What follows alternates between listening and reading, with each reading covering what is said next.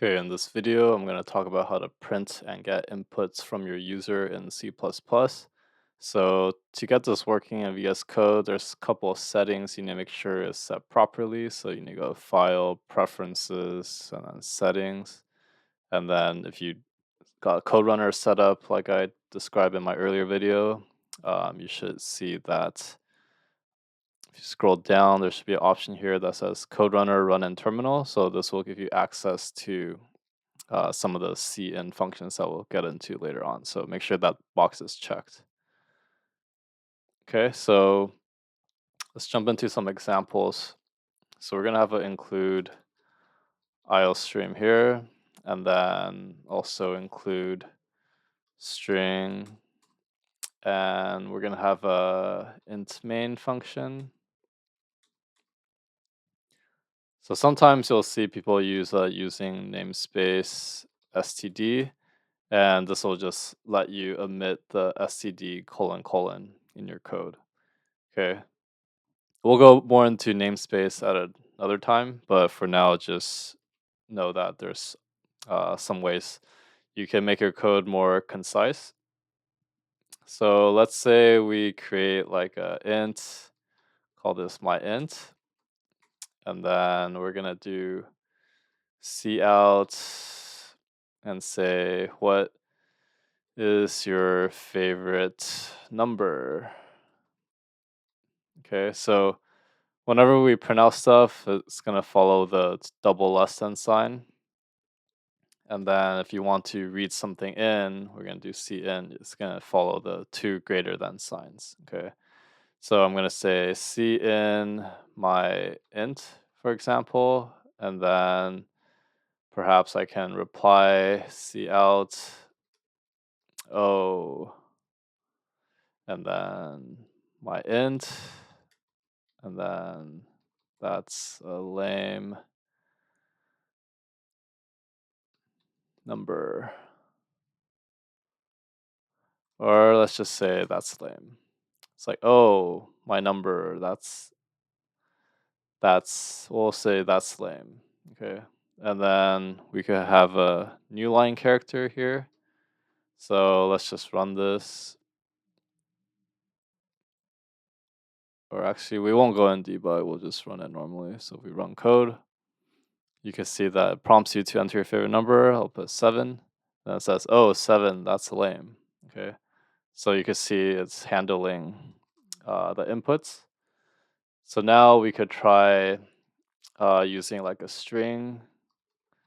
Could say string my name, for example.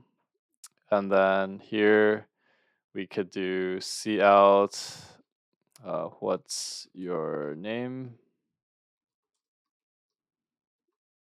And then we could do getLine. GetLine is another way you could get input from your user, but the main difference is that getLine treats the delimiter as a new line character instead of a space, so that can help you get like a long string of uh, things separated by spaces. So you're gonna do cin and then my name here. So we could do cout like hi, my name, and then make a new line. So notice I'm gonna show you something that is missing and you're gonna see it not work, which I'm gonna run right now. So if I say like, what is your favorite number? 7, and then notice that it kind of skipped the what's your name part, right? So you actually need to do something between your cin calls and your get line. The cin dot ignore some big number and then the new line character. So this will help with the parsing, and then anything between the cin and your get line, it'll actually get your input after that. So this is just something you need to add in between if you're using cin and get line in the same code. So now if I run again, so what's your favorite number? I put 7, and then you can see now it's prompting you to enter what's your name. So I'm gonna put Kevin Wood. It's like, hi, Kevin Wood. Okay, so now it's working.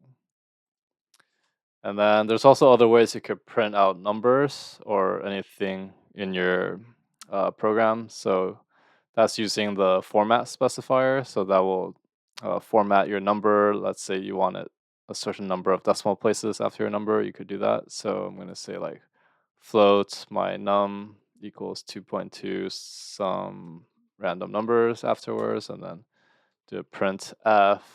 I can say my number is, and then you could do like 0.2f, for example, and then followed by my num. Okay, I'm gonna run this. I could comment this stuff out since we're not using it right now. So if I run my code, actually I'm gonna clear this. And then if I run my code, you can see that there's an error. So what is causing that error? So the program's probably just unhappy because I don't have a return for my int main function. So I'm just gonna add a return 0 here. So now if I try running it again, it should start working. So yeah, you can see my number is 2.23. So that's the formatting. And I could change this number to a 3 and then run it. You can see that now it has 3 decimal places afterwards. So that's a good way if you want to format your number outputs using a printf, and you can look up more format specifiers to see the different things you can do. So you can also do like %d, for example. If I run this, you see that it just rounds to the nearest whole number. In this case, it's 0, which is a little bit weird. So looking at this, the way to actually make this work is you're gonna have to change this float to an int. And then now if you run it, it'll show, let me save the program. If I run it, now you see that it shows 2. Okay, so this D here will only work if it's integer. So you have to be careful with that. Okay, so that's how you could do different things for printing and getting inputs in C++. So if you found this video helpful, give a like and subscribe, and I will see you in the next one.